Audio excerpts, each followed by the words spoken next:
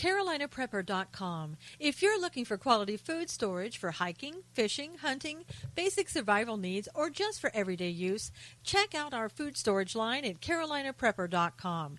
We also carry other fine quality products such as our can-can concealment holsters for men and women.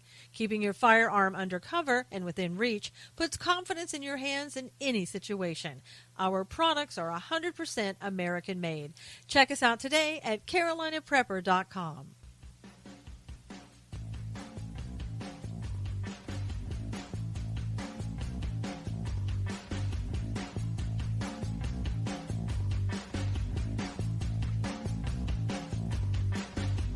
And now, it's time to Stand for Truth with the host of Stand for Truth Radio, Susan Knowles.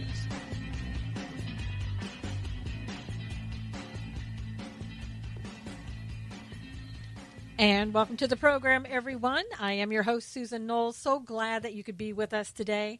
Please check out my website at susanknowles.com, and don't forget to follow Stand for Truth Radio with a variety of shows that I do, such as Knowles on the News and God's Views on Political News with my co-host Bill Cloud. To hear all the podcasts, just go to Spreaker.com or download the Spreaker phone app and type in Stand for Truth Radio with Susan Knowles. Now, all the shows can also be heard on iHeartRadio. The easiest way to find the shows is just go to susanknowles.com, click on the big iHeartRadio logo. It'll take you right there. Now, finally, just follow me on Twitter at Susan Knowles. My guest today is John Gaisssert. John is a retired police chief of the Commerce Police Department. He served as the Department of Homeland Security Intelligence Officer for the Sheriff of Jackson County and chaired the County Threat Assessment Committee. John completed a law enforcement exchange program in counter-terrorism with the Israeli National Police and also trained at the University of Tel-Aviv. He was awarded executive certification in counter-terrorism from the Institute for Counter-Terrorism, Lauder School of Government in Israel. He's testified before the U.S. House Subcommittee on Intelligence regarding information and intelligence sharing between local, state, and federal governments, or I should say agencies. John was recalled to active duty during the Persian Gulf War and retired as a commander from the United States Navy. He co-hosts the Christian radio and internet talk show World in Crisis, heard weekly on WJJC 1270 AM and WJJC.net. He can also be heard weekly on Leading Edge Radio Network. John is past president of the Athens chapter, Sons of the American Revolution, and actively participates in many professional organizations. He holds a bachelor's degree in business from the University of Georgia and a master's degree in urban administration from Georgia State University. John is also an ordained minister of the gospel and volunteers as a police chaplain. Welcome to the show, John Gaisssert. How are you, John? I'm doing well, Susan, and I hope you are. Yeah, I am, and it sounds like everything I'm reading, you are a busy, busy man. I have been and still am. I probably should go ahead and make a disclaimer that any opinions expressed are solely mine and are not intended to represent those of any political subdivision or the United States Navy. Sounds good. Now, I did want to talk to you today. I want the show to be about the events of Las Vegas. And from my understanding, just so you know that we are clear, I understand you're not involved with the Las Vegas investigation and you don't have any factual information, from people like that, that are connected with the investigation. Is that fair? I do not have any direct contact with anyone actively involved in that investigation. The basis of my knowledge is centrally the mainstream media, internet websites, and some alternative sources, plus some of my networked connections within the law enforcement and military community. Sure, and that's really, what I'm looking forward to asking you a lot of questions about is your opinion as having been the chief of police and your experience, and your experience in counterterrorism. I think that'll lend itself well to giving us your professional opinion, of what you feel is going on. And I wanted to Sure. start with the FBI. There's so much about this event in Las Vegas that concerns me, and so many unanswered questions. But why is it, do you think, in your opinion, that the FBI came out so quickly and said this has nothing to do with ISIS? I was disturbed by that announcement. I don't know how in the world you could make that determination within that period of time. Look, there are a couple of things that we know historically, and perhaps one of the things I should mention early on is the concept of Occam's razor. Have you ever heard of it? No. Occam's razor is basically a theorem that says that the simplest answer is probably the correct one. And so you have to cut through a lot of maybe misdirection and so forth, and all sorts of, and you do this in an investigation. You are talking to and interviewing witnesses, assessing and evaluating physical evidence. If the verbal testimony doesn't agree with the physical evidence, of course, then you start questioning what people are telling you and that sort of thing. But there are two things we know historically. In the last 20 years, virtually every mass murderer, active shooter in the United States has had one of two traits in common.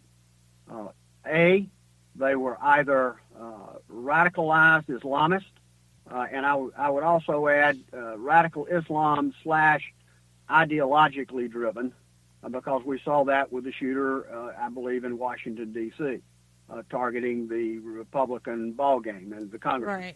Right. So, number one, radical Islam / ideological, or two, they have been heavily prescribed psychotropic drugs. So that seems to be two of the common traits. We also know that they're virtually all young men.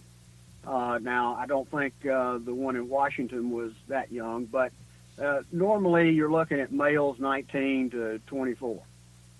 So from that standpoint, we have a shooter who does not fit the typical profile, at least as far as we know. Now, hopefully, we're going to have a lot more information come out in the next weeks and perhaps months downstream to give us a far clearer understanding.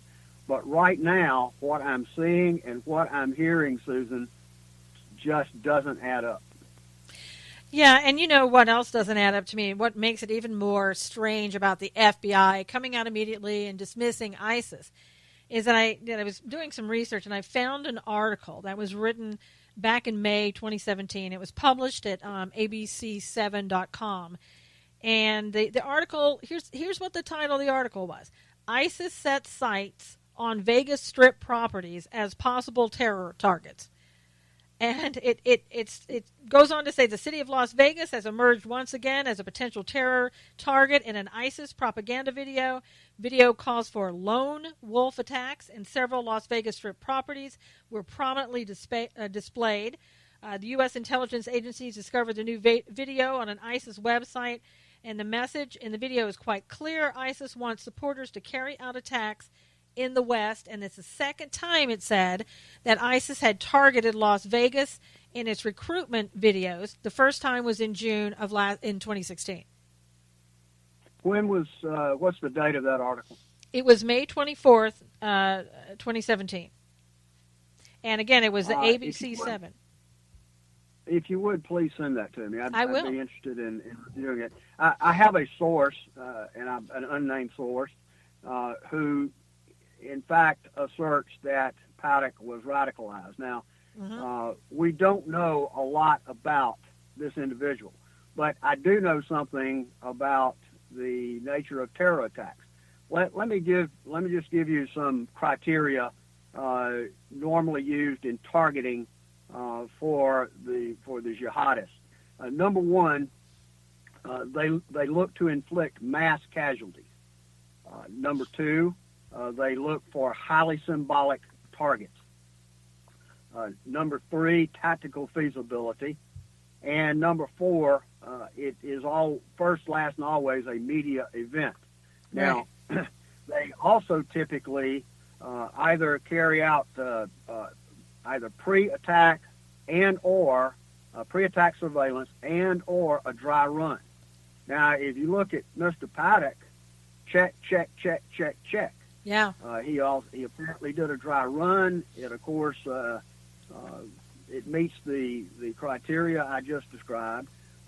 The things that don't add up about this man, here you have a 64-year-old man who, based on the photographs and so forth, looked like he was in very poor physical condition. He has no known, at least has not been reported, any known military training, did not serve in the armed forces, no law enforcement background. Where did the training come from to carry out such an attack? This was a meticulously planned, there was a high degree of planning in this attack. He's also shooting, the victims, my understanding is they were at least 400 yards out. So where did he get the training to perpetrate this attack, to plan it in such a meticulous manner? We heard, and there's even video that is evidence published, that there was a note on a side table inside the room. Some speculated it was a suicide note, and actually they have officially said it was not. My understanding is there was trajectory information which was recorded or sketched out on this note. So none of that adds up. He simply does not meet the profile, but all of these criteria would be consistent with a terrorist attack. And I absolutely agree. And you'd mentioned a minute ago about the drug use of a lot of people who carry out these type of attacks, ISIS attacks and things like that. And there was a deposition. It's information just coming out about, in 2011, he sued the Cosmopolitan because he claimed that, he fell outside and it was their fault. And there was a video of that, of him falling and then him being brought back into the Cosmopolitan. And so they did a deposition of that. And they're saying it was a 97-page court deposition. And in the deposition, supposedly, it talked about, some of the medications that he was on. And they're saying that he was on Valium. Well, that's back in 2013 when he was deposed. This thing happened, the accident in 2011 when he fell, and then he's deposed in 2013. And I'm almost thinking that some people would like the public to now look at it and go, oh, that's it. He was on Valium. He became enraged. He became irrational. But that was in 2013. You know what I mean? What about almost 5 years later? Now, all of a sudden, he becomes irrational and starts doing things like this.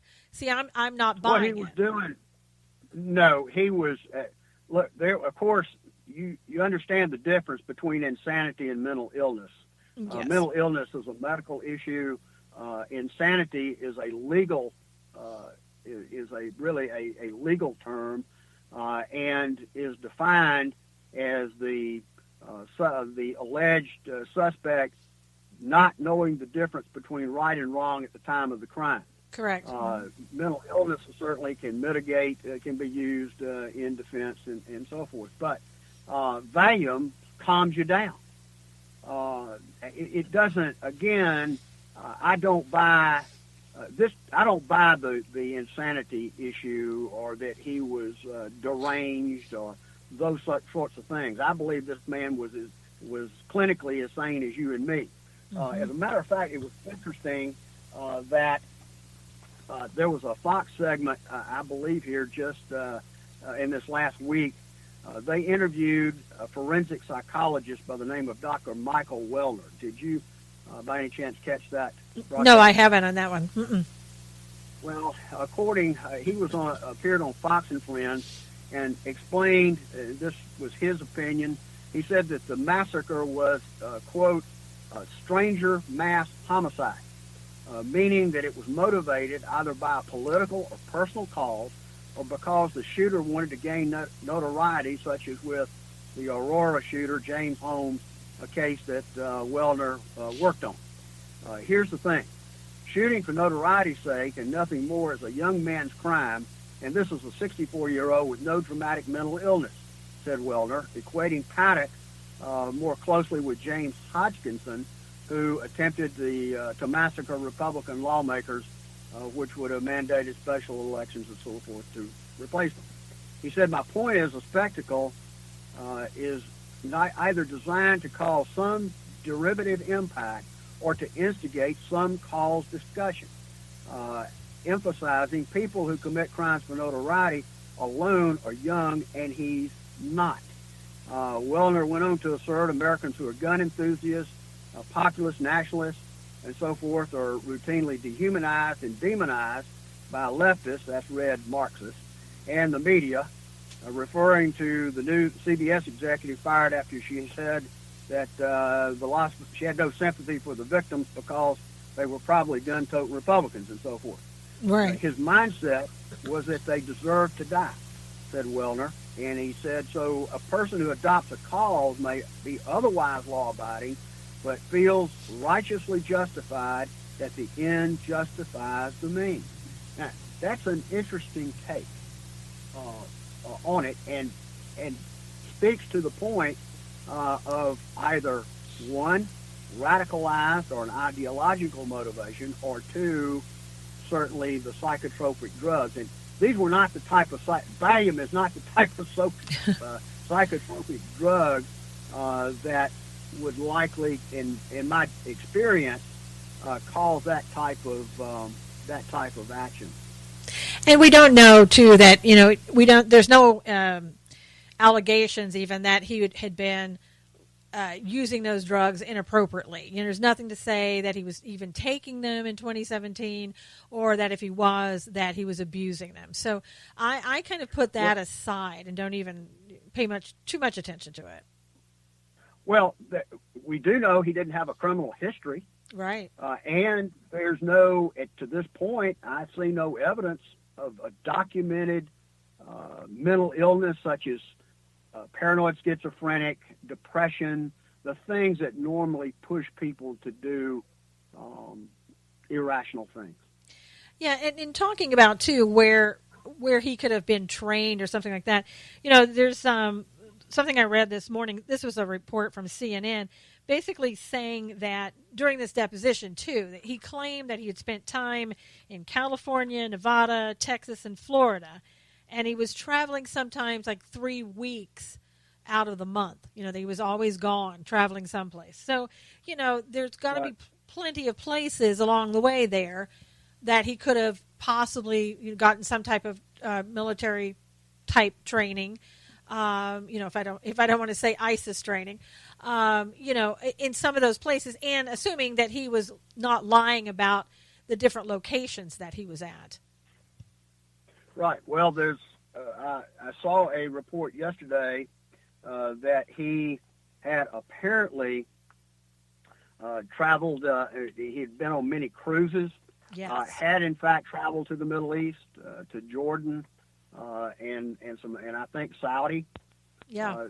We also know that the Philippines and Indonesia is a hotbed of jihadist activity now, and there's also this notion. I'm sure you've seen the photographs. They have tried to downplay this.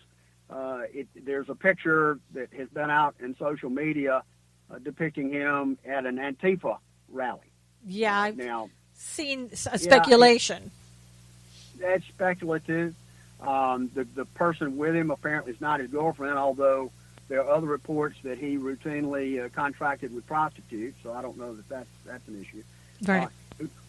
See, when it's just like with a rookie detective. One of the things you try to tell them is don't get ahead of your investigation.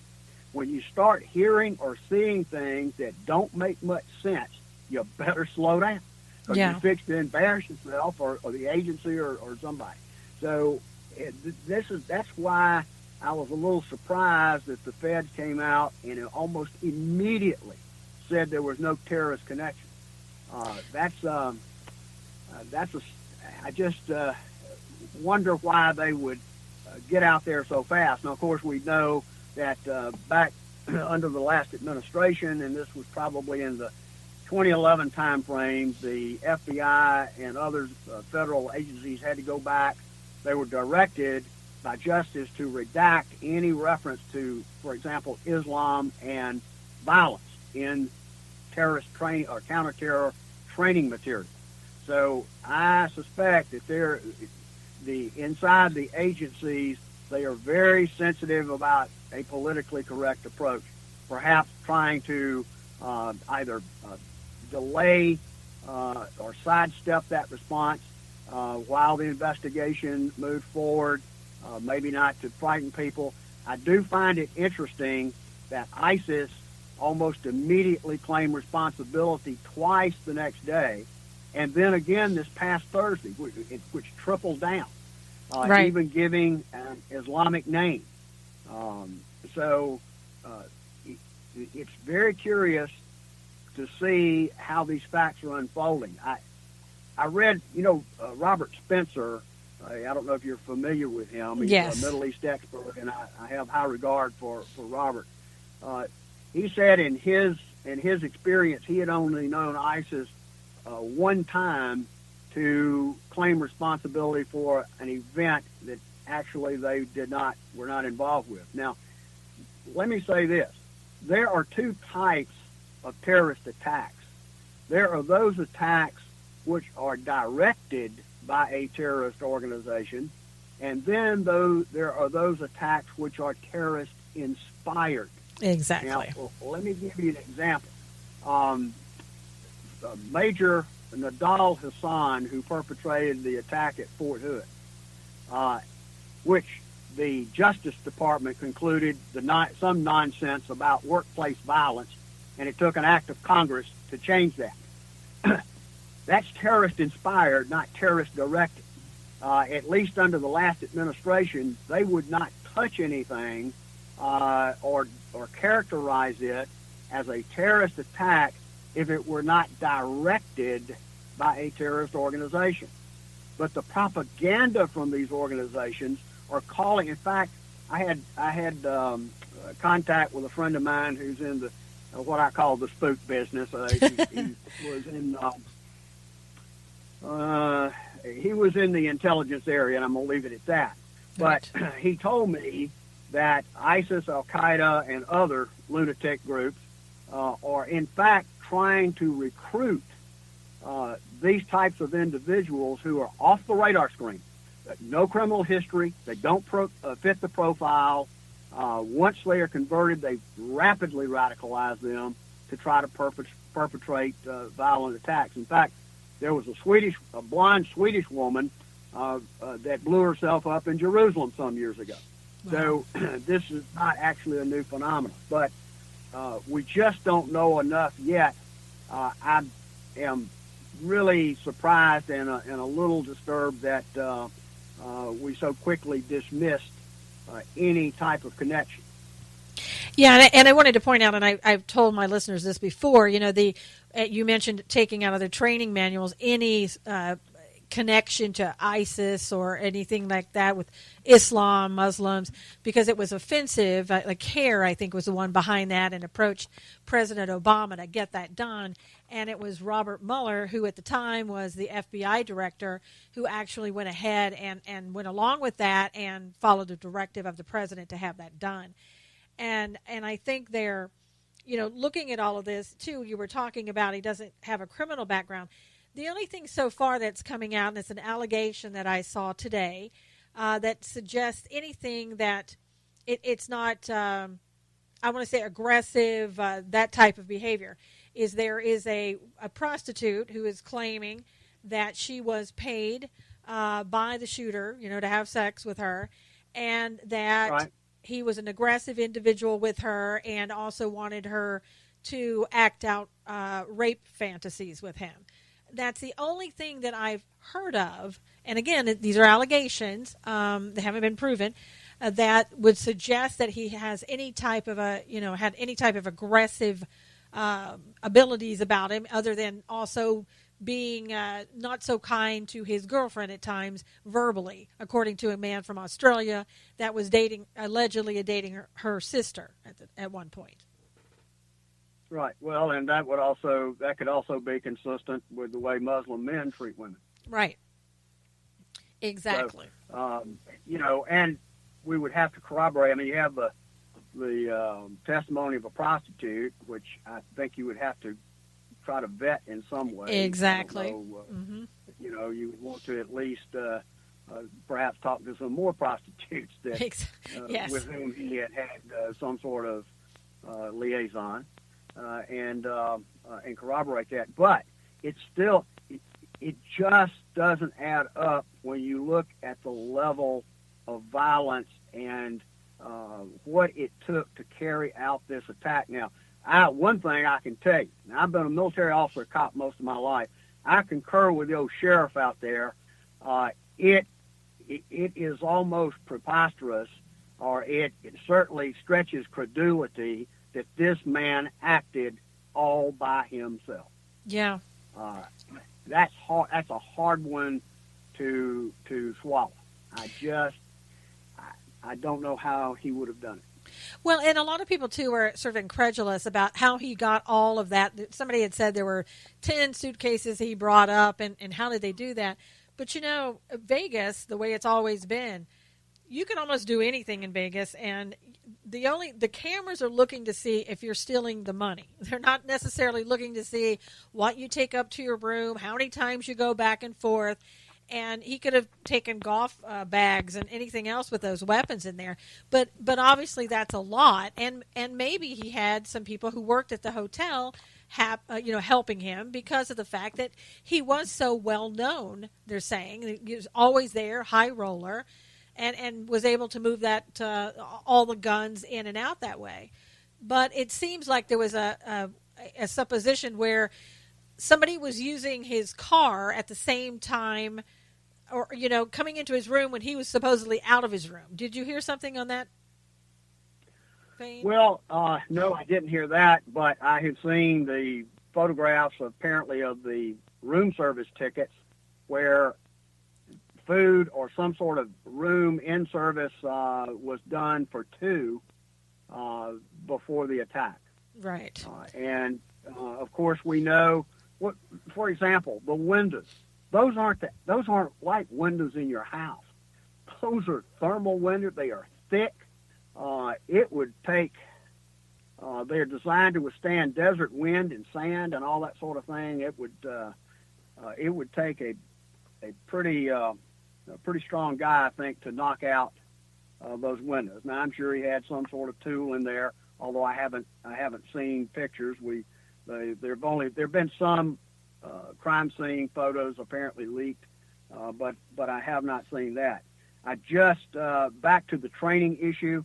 I know how to fire automatic weapons. I have, of course, was in the armed forces and in law enforcement, and had all that training. You just don't pick up those type of weapons. I can't get my mind around unless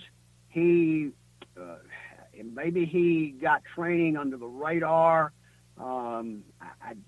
or had some personal contact with friends who had a background, but to even with some quote target practice in the desert outside of his house, that just stretches the credulity of the thing. Those are not weapons you just pick up and start firing, and particularly at the distance he was shooting at. There's just the implication that there had to be some sort of training, or he had to have help. And also, they were saying that there was a little, it's a handheld sledgehammer, I guess, if you will, that was in the room. It shows that was laying on the floor, and I don't know if that's what he used. Okay. But I'm wondering. Well, that's possible. Yeah, but how long do you have to? But how long do you have to sorry. stand there? How long do you have to stand there and beat on that type of window, even with that, before that happens? And then is that not going to attract attention when people see glass falling down and breaking on the ground below or whatever? That seems odd too. Well, you would think so. And to your point, though, when you made the point about bringing material, weapons, or other material, and of course he had cameras. He's had surveillance of the outside where he knew the approach of a police or attack team and those sorts of things. Door was barricaded. This entailed a high degree of planning, Susan. Yes, I agree. And it indicates purpose. It indicates that he was rational and meticulous in terms of his planning of this event, if he did it by himself.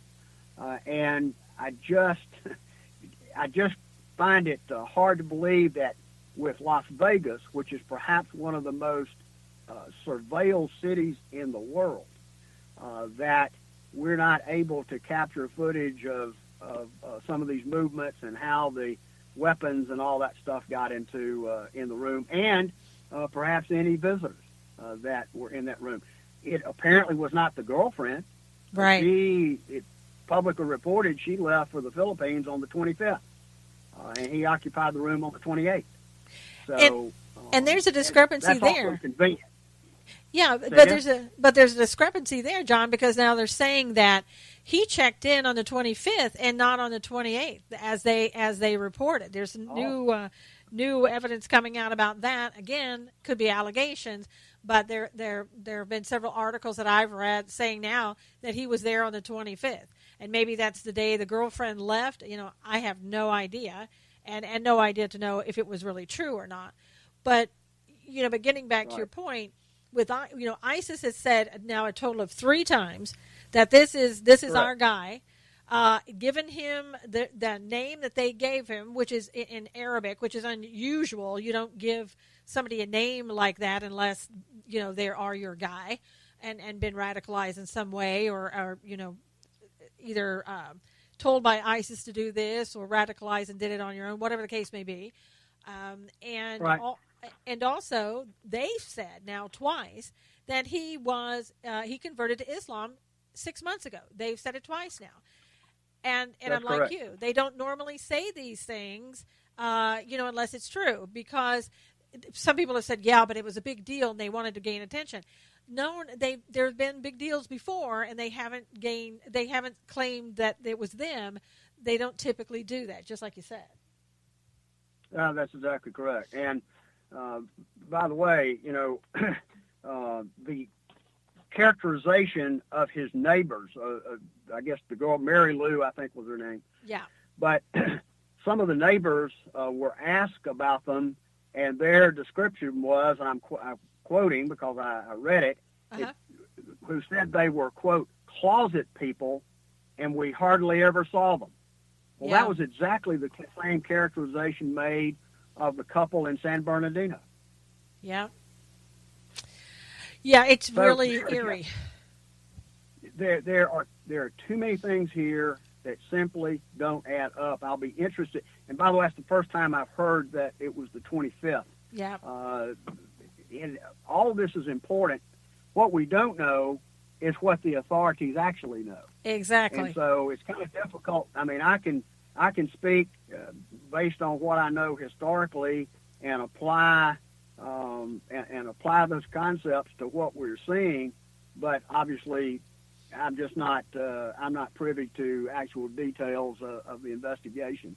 I do know that there are basically 5 different motives which have been floated, as I have been able to, since we talked and I agreed to be on your show. Mm-hmm.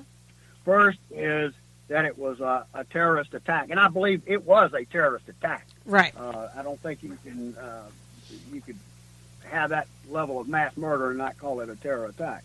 Exactly. But in any event, that this gunman was a soldier of the Islamic State somehow, and as you noted, converted to Islam about 6 months ago. giving him an Arabic name, which I don't have directly in front of me.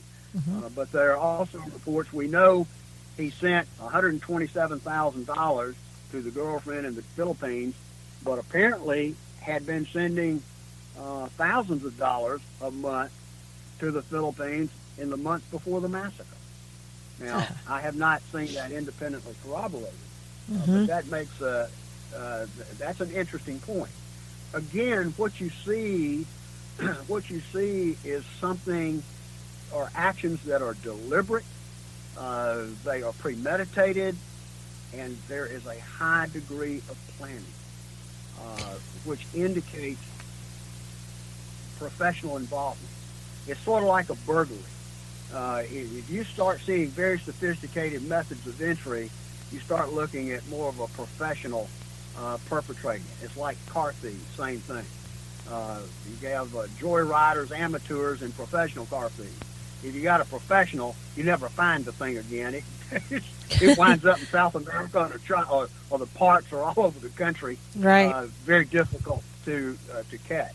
So, but the thing is, it indicates a professional approach to planning the attack, and that's the point I'm trying to make. Number two, gambling debt. However, the guy, multimillionaire. Yeah. Also, he was playing, I think, video poker a lot with, and there's no real human interaction there. I mean, right. He's just dealing with a machine. Reportedly, the brother said he went up to $250,000 at a time, but I guess their fortunes can change rapidly. But that just begs credulity as a motive for mass murder. Let's see, number three was grudges against the casino. Well, here I had this conversation with another cop friend of mine. If the casino was the issue, why didn't he shoot up the lobby? Yeah, exactly. And kill the dealers. Right. You see what I mean? It's the wrong target, and given his degree of planning, he knew exactly what he was doing. So, you would go ahead. Yeah, John, I was going to say too. When he brought that lawsuit against the Cosmopolitan, supposedly he lost that lawsuit. So wouldn't he have been maybe angry at Cosmopolitan and gone in there and shut up Cosmopolitan because he lost the lawsuit? I mean, if you're going to use that type of thinking, it doesn't make sense that he went to the Mandalay Bay and shot down at people, innocent people. So I'm not, that theory, I'm not buying at all. I mean, no. I don't see that he was angry at anybody on the Vegas Strip, anybody in particular, any casino, and went after that, did this as revenge or anything like that. I don't see that at all. Right. So it begs the question, why would you attack a country music festival when when the object of your animus is in fact the casino, right? Yeah. Or the hotel? Right. Again, it doesn't pass the sanity check. No. Now, people say, well, he was insane. No, I don't believe he was insane. No. There's no evidence he was insane, and that, as I said, is a legal term, meaning you don't know the difference between right and wrong when you perpetrate a crime. So, are you familiar with Colonel Tony Schaefer? Heard the name, but Lieutenant Colonel Tony Schaefer. He was interviewed on Fox here, I guess this past week. Right. And he characterized, he's apparently a CIA-trained operative. He asserted that the country music concert was a politically selected target. Yep. Because the shooter knew there were going to be a lot of pro-gun folks there, Trump supporters and so forth. This was a legitimate target of political expression, said Schaefer, adding that the left has encouraged violence because of as an extension of political speech. I think he used the example of Kathy Griffin in the beheading business of Trump. Right. And he said the fact that the FBI, I just saw this, and to your point, the fact that the FBI dismissed terrorism within hours of the shooting is completely insane, according to Schaefer, especially given the revelation that Paddock wired hundreds of thousands of dollars to the Philippines before the attack. So I thought that was interesting. And basically, Schaefer said that he thought it was more parallel with Hodgkinson in Washington, D.C. As a, and that's why I said ideological. Yeah. Because if not radicalized, if not Islam, then an ideological motive. Exactly. There just doesn't seem to be, at least with the current body of evidence which has been publicly released, I just don't see it pointing to this business of mental derangement, but rather some sort of radicalization or an ideological motive. And we'll have to wait. The jury obviously is still out. You know, and also there's a theory that's being floated around that this was somehow he was an undercover agent with the FBI, and this was a Fast and Furious type deal gone wrong. Now, I don't agree with that at all, and I have my reasons, meaning that I don't see an FBI agent going out to a gun shop owner and buying guns from there. That's just something that an agent wouldn't do. I mean, what are your thoughts? Well, there was Fast and Furious during Yes. the last administration in which they got, I think, caught trying to, but that wasn't the FBI, as I recall. I think that was ATF. It was and I don't remember all the details, but something to the effect of trying to buy guns that would later go to Mexico, and a legal gun dealer apparently taped one of the transactions, and that kind of broke the story. The idea, as I understood it, was to try to set up legitimate gun dealers, again with the business of trying to make the gun control argument, for more gun control, which is really about control. It's Right. not about the gun, but Exactly. it's about control. As a matter of fact, it's about liberty. And I may digress here for just a moment. This whole business, first of all, I'm not interested in listening to gun control arguments from people who believe it's okay to murder babies. Right. But that said, the right to bear arms is not a new concept. As far back as the Greek Republic, the difference between a free man and a slave was that a free man could own a sword. Yeah. You have the First Amendment. The Second Amendment guarantees the first. As Thomas Jefferson expressed it, he said, "Those who beat their guns into plowshares will plow for those who don't."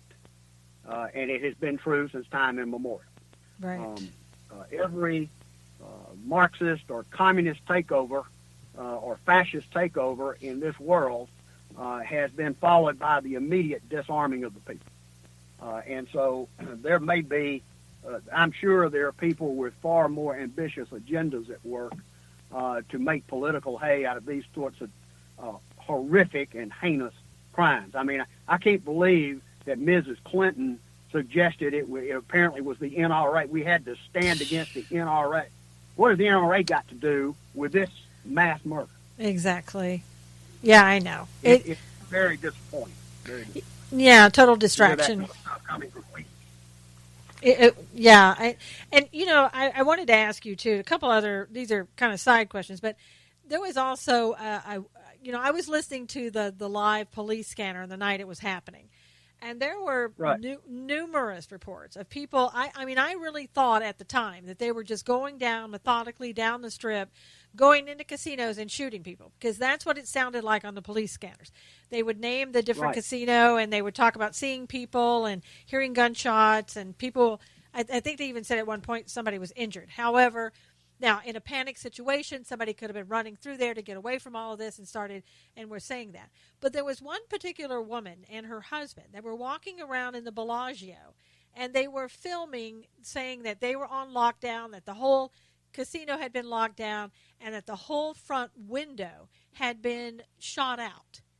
And, she was walking through there and just saying her husband had, jumped on top of her when the shooting started. She tried to go outside at one point, and one of the people who worked it looked like somebody at the Bellagio, said, "You can't come out here right now. You have to go back in." But from everybody that I've talked to that is connected in some way to the Bellagio or is in Vegas and knows somebody else, and again, I don't know if they're telling the truth. I mean, the people I know, I think, are telling the truth. I don't know where their information, if it's authentic or valid, but they're saying that absolutely just did not happen at the Bellagio. Right. I think this lady that you're describing was actually on Dr. Michael Savage's show this past week, and there's some video I saw it. It seems like a few nights ago, there was a video of her describing the fact that there was apparently some gunfire there. The whole concept of multiple shooters, of course, has been floated. We don't have enough information to really make a informed assessment of that at this point. Not having official information. Right. I keep hearing this business that were people dressed. There's someone dressed as a security guard. As a matter of fact, I heard a lady who described being at the venue now, not the Bellagio, right, but actually at the concert, and that when they were trying to find a safe place or to move out of the line of fire, that there was a lady standing beside her at right angles to the shooter, and she was shot directly in the stomach. Now, bullets don't make right angle turns. So right. If that were the case, somebody shot her from the front, and that fire did not come from the Mandalay. But again, these are the type of reports that at this point we don't have any corroboration to make an informed judgment. Yeah, and there was also another thing where there was a female cab driver who was supposedly at the Mandalay Bay when the shooting started, and she claims that she saw gunfire from the 12th floor. You could hear the gunfire was a little bit different each time. Any thoughts about that? Right. Well, there was some video early on purportedly taken from the area of the concert, which seemed to show automatic weapons fire coming from the 4th floor of the Mandalay. Mm-hmm. There was a second video clip purportedly taken, and it looked like the inside of a cab or an Uber vehicle. You could see what looked like a standard cab setup on the dash because it had looked like the driver's identification and license and so forth. And you hear what appears to be an FM, basically a commercial radio, two-way radio, and telling the driver that there's a gunfire and they need to get out of the area. And then you see the driver moving, apparently trying to exit a parking deck. And there's a shot taken through the driver's window, showing what appears to be muzzle flashes coming from the 4th floor. But again, I have seen no further corroboration that such fire occurred. Now, could it have been Photoshopped? I suppose. The first one, certainly, I took a hard look at and thought, well, maybe this was something that was fabricated. The second one was a little bit more disturbing, but again, without being subjected to forensic analysis and using very sophisticated equipment, there's no way to tell. All I do know is there seem to be multiple reports that there were other shots fired. We just don't know. Yeah, and it seems like it's so quiet now there, and I'm several hours away from Las Vegas, but it just seems like nothing's really coming out. The people that are there that I know, it's pretty quiet. Some people are saying that they started to put up posters and ask for help and ask for information. And the whole thing to me, it just seems, it's so unusual. And I know massacres aren't usual, thank God. But everything about this whole event just is so out there, so way out there. Even, talking to the brother on the video. I don't know if you've seen the video with the brother. Even that him talking about the shooter and how he was, he made them all millionaires, and he's made his mother a millionaire. And, this is a guy that he started to say one word. It started with an A and it sounded like an AR, and then he stopped himself. And instead of just kind of quickly going on, he made a big deal out of it, and the brother, I don't know. I mean, any thoughts that you might have about seeing the video of the brother and your thoughts about the brother and what he was saying? Well, I'm not sure they knew much about. I'm not sure he knew much about his brother. Yeah. He initially, at least it was reported, he initially told the press and presumably the authorities that his brother may have had one or two pistols, maybe a rifle, but that he didn't know anything, nothing beyond that. I mean, this guy had 23 guns in the room, 19 guns at the home. He also had explosives and material to make explosives, and therein is another point. The majority, at least 60% or better, of terrorist attacks are still armed assault and bombings. And there's indication that he had other targets that were on the radar screen. We've heard about something, I think, in New York. There were some other venues that apparently he was looking to target. Yeah. But the brother did not, the brother doesn't seem to know very much about the brother. I know. It was really strange. And then there were two other. Go ahead. No, I was going to say, and then the brother thought, he mentioned in the video, well, maybe they're going to start looking into me now. They're going to find out about, asking questions about me. And it was just, and he talked about how when they were kids, they were bad kids. It just, and I understand, I'm not trying to judge the brother and harshly, but because he had just found out his brother had been killed and this had happened. But it was just odd things that he was expressing at the time. Well, I could, I hate to inform him, but my experience suggests they will be looking into anybody who had connections to Mr. Paddock. Yeah, absolutely. That's just in order to develop a complete investigatory picture. You have to do it.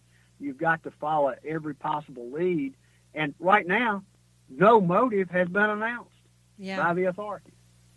And I find that interesting because we're now we're a week downstream or over a week downstream. So now I mentioned 5 possibilities for motive, and we talked about 3 of them. Mm-hmm. The last 2 were mental illness inherited from the father. I don't know about that.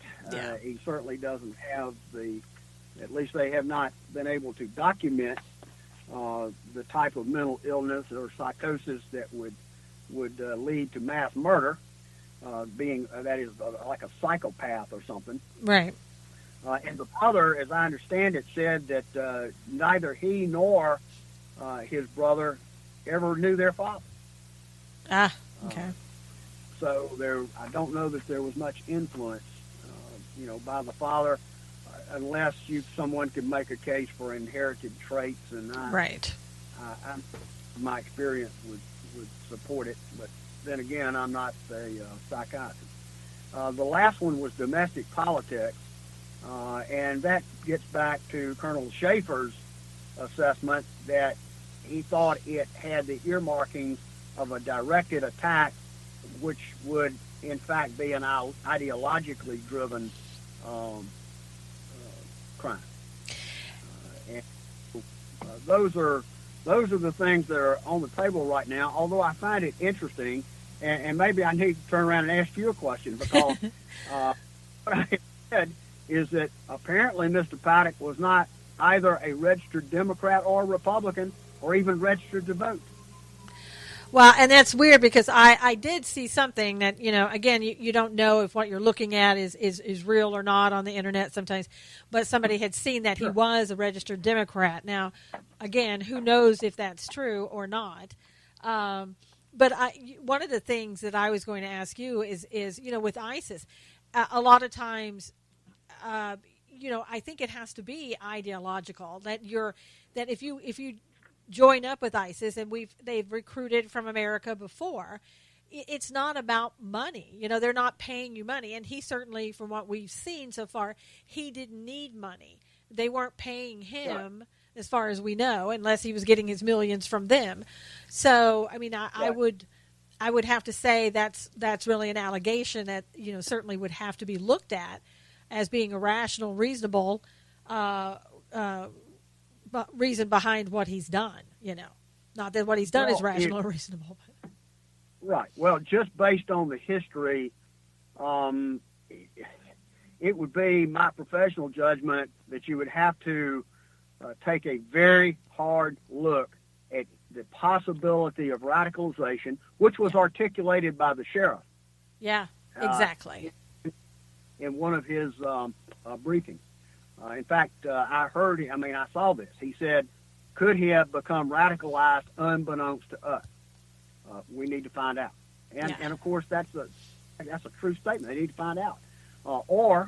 Because here's another, I don't know if you're aware, but the Melbourne wing of Antifa apparently made a social media post the other day, and let's see if I can find the date of it, but apparently said one of our comrades from our Las Vegas branch has made these fascist Trump-supporting dogs pay.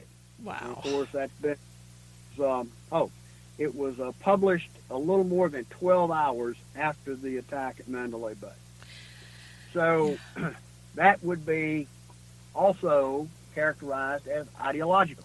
Yep. So it could fall into one of two categories, but you've got to be able to follow the evidence and do the hard legwork in the investigation.